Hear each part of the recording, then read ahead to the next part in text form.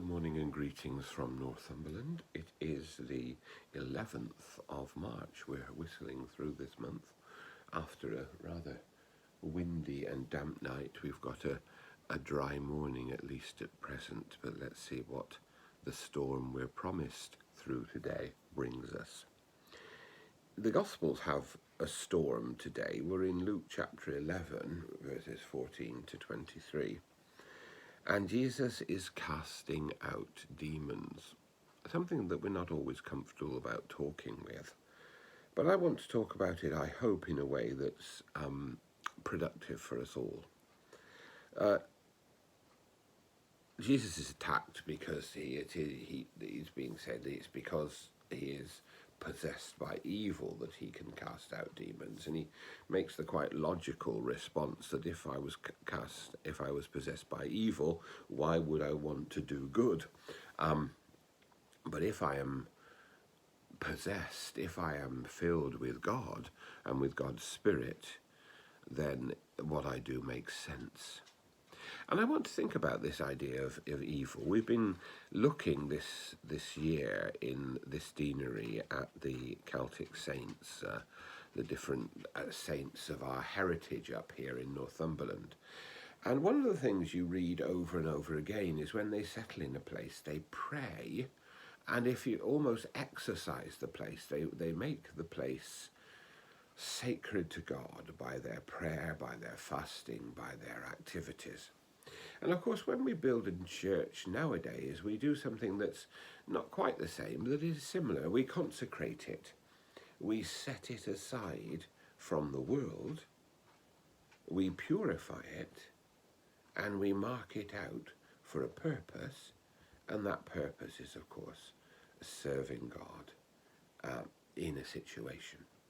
And I just want to think about evil for a little bit. And I want to think about it in two ways. I'm going to do this very briefly and therefore draw very broad brushstrokes. As we wake up this morning, our newspaper headlines are filled with a horrific story of Sarah, a young woman, walking home who seems to have been kidnapped and killed, and a man, and shockingly a policeman, has been arrested at the moment in connection with this situation. And we are all rightly horrified, and we think of women throughout the ages and women now who walk streets in fear in a way that no man, I can't imagine, and men can't. And we realise that there is still an evil that needs to be challenged in our society. And we're quite freely able to admit that, but we don't take it further. What is the evil? What is the answer to evil in our society? Well, of course, the answer is to combat it and to replace it with good. And we have to acknowledge that. And whether we see that in political life or in social need or in crime or in whatever situation we come to, we have to honestly face that situation. That there is evil,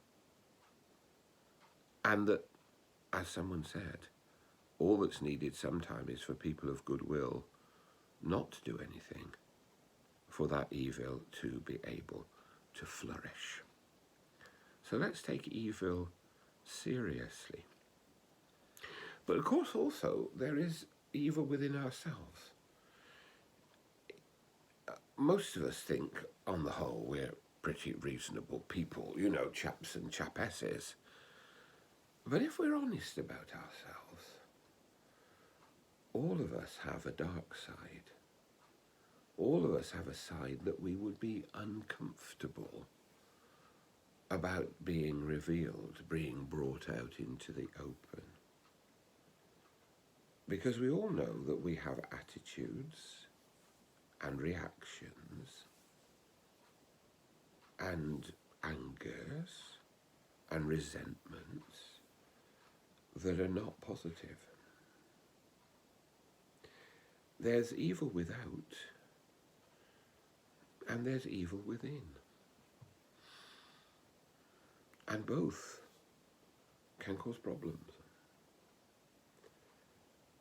And the answer that Jesus gives us, of course, is the cross. He opened wide his arms in love, and on the cross achieves a victory. A victory absolutely over evil that then has to be lived out and achieved in every life.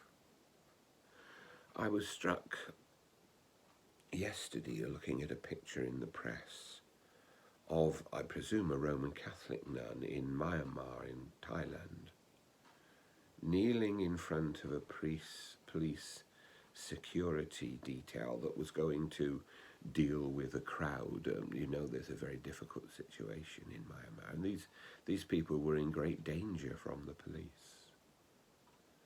And she knelt in front of them with her hands extended like a cross.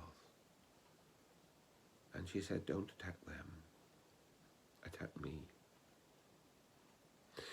And some of those policemen, obviously from a Christian background, knelt there beside her. Here was evil intent being combated by good. Let's not dismiss stories like the story we have in Luke 11 as being irrelevant because they speak about demons. Let us acknowledge the demons in our own society and in our own lives, and bring God's healing and bring Christ's victory to bear on them. May God bless us all today.